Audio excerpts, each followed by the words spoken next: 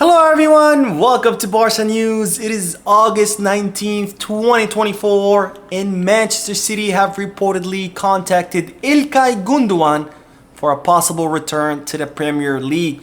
Also, reports are stating that Newcastle are preparing an offer for Ferran Torres, and finally Barcelona have signed another player. We have a lot to discuss, so let's begin.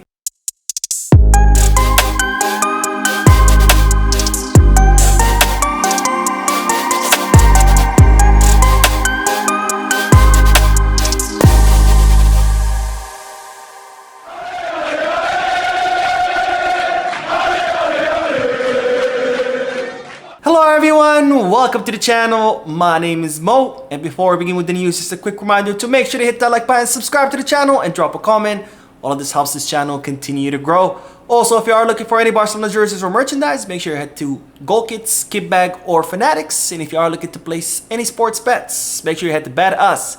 All links are down below in the description. Now I'm beginning this video with the news that with Lewandowski's brace, he has now joined an elite club of only 5 players that have been able to score a double in their league openers in Europe's top 5 leagues. Now Lewandowski scored a brace against Valencia, which helped him surpass Johan Cruyff by scoring 61 goals in 96 matches for Barcelona.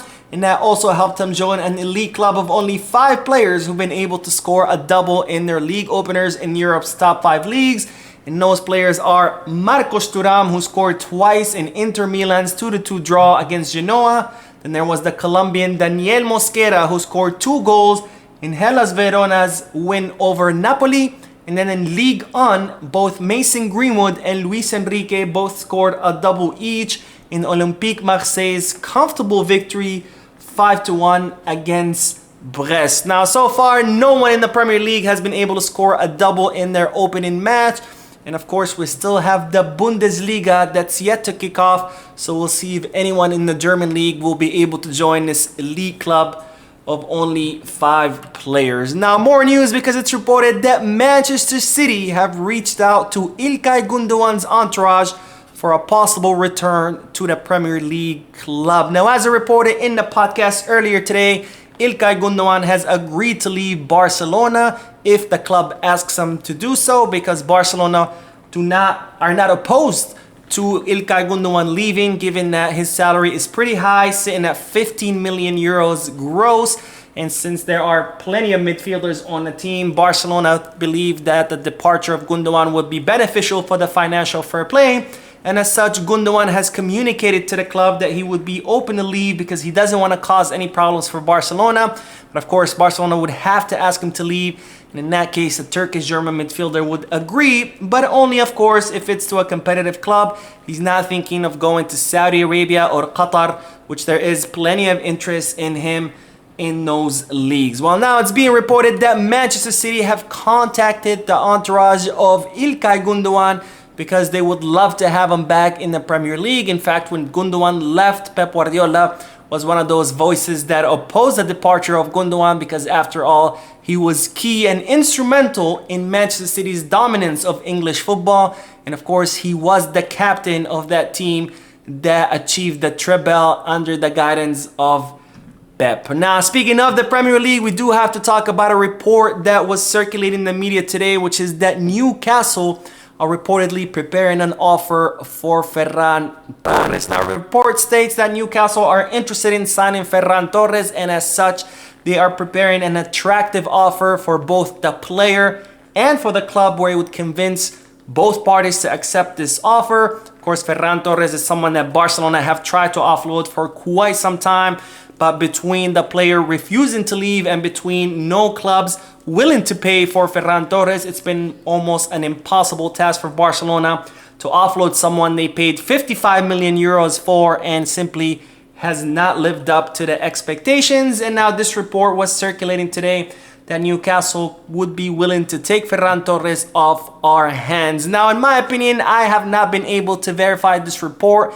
It came from a strange Twitter account. So if I was you, I would definitely be suspicious of this report.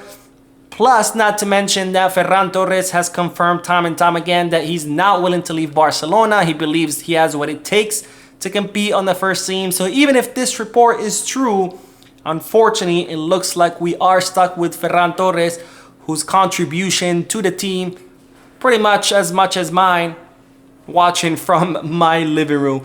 Now, more news, and this is good news because it's reported that Barcelona have completed one more signing, and that's the signing of Oscar Ureña. Now, this is someone I talked about in a previous video. Oscar Ureña is a 21-year-old Dominican left winger who was playing at Girona, and when I told you about this news, I told you that Barcelona were negotiating with Girona for the signing of Oscar Ureña. They wanted to repeat the same formula as Pau Victor, where Barcelona signed Pau Victor for Barca Athletic, and he ended up being, you know, a breakthrough talent. So they're hoping to repeat the same formula with Oscar Ureña, who they have signed for Barca Athletic, and now this has been officially confirmed by the club.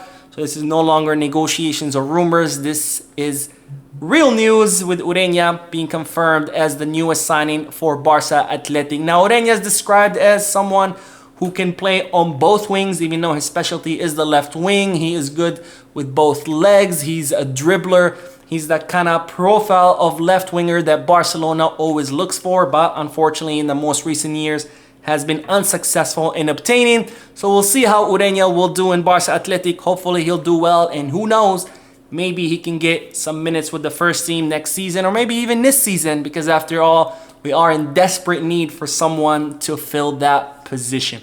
Now we will end this video with even more good news, because today it's been confirmed that Chelsea have completed the signing of Joao Felix. Now I say this is good news because we were all fearful that since the Nico Williams signing did not happen, that Joao Felix's agent Jorge Mendes, who's been trying his hardest to bring Joao back to Barcelona, would finally succeed in bringing Joao back to Barcelona. But fortunately, Chelsea joined the race in the late hours and have now completed the signing of Joao, who will be leaving Atletico Madrid to head back to the Premier League club where he spent half a season on loan. This is definitely good news because it means that Joao will not be coming to Barcelona. Now, it has been revealed that Joao Felix ruled out a return to Barcelona because Barcelona made it very clear to him that they weren't going to pay a transfer fee or a loan fee. They wanted a simple loan just like the last season. And also, they wanted Joao Felix to reduce his salary for him to come to Barcelona.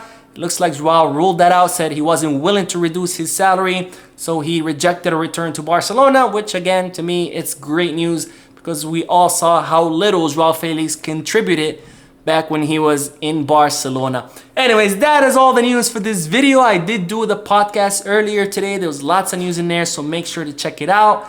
Don't forget to hit the like button, subscribe to the channel, drop a comment, and as always, peace, Barça.